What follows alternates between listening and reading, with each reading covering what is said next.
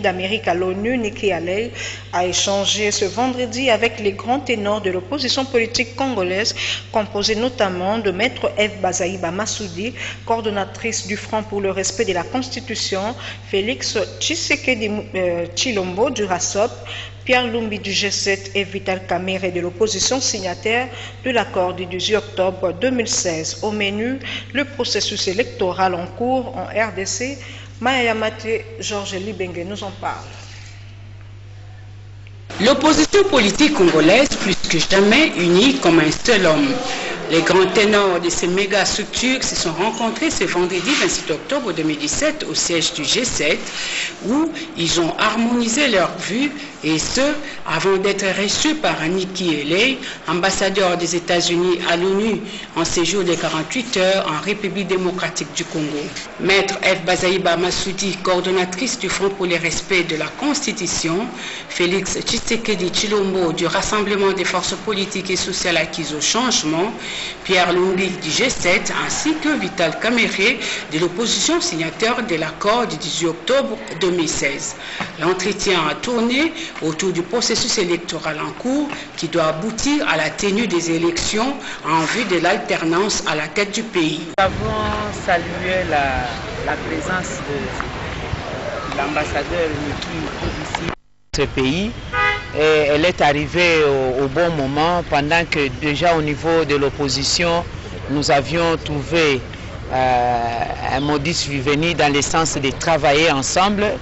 Nous avons travaillé ensemble, nous avons réfléchi ensemble, nous avons défendu le même point de vue par rapport à la sortie de la crise de notre pays parce que nous savons la définir cette crise et je pense qu'à dater d'aujourd'hui, le peuple congolais dans son ensemble peut encore nous redonner confiance pour que nous puissions trouver des solutions.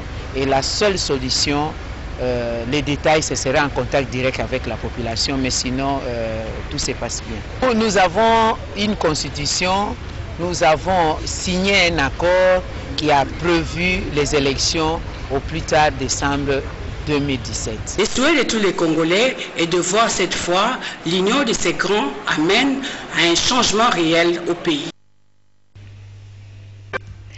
Les élections en République démocratique du Congo ne doivent pas dépasser le cap de 2018. Voilà la position des USA exprimée ce vendredi lors du face-à-face historique entre le président de la CENI, Corneille Nangaa, et l'envoyé spécial de Donald Trump en visite en RDC.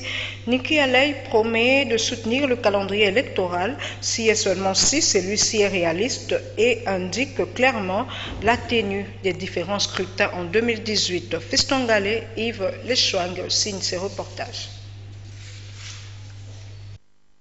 C'est un message clair et net transmis ce vendredi 27 octobre non seulement à Corneille Nangaa, président de la CENI, mais aussi à toutes les parties prenantes au processus électoral et surtout aux dirigeants tenant du pouvoir en RDC par l'ambassadeur Nikki Haley, récit à la CENI. Les élections attendues en RDC doivent avoir lieu en 2018.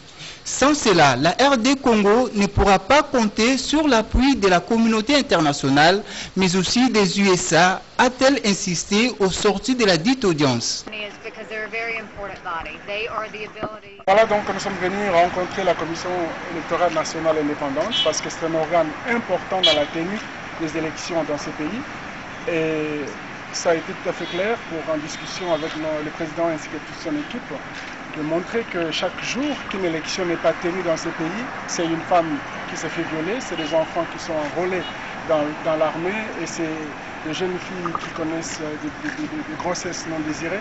Et donc il est important que nous puissions organiser cette élection en 2018.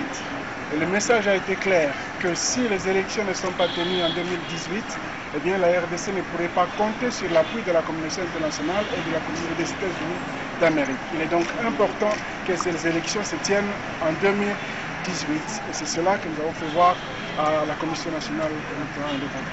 Et cela ne sera possible que si toutes les parties prenantes aux élections donnent leur appui au processus.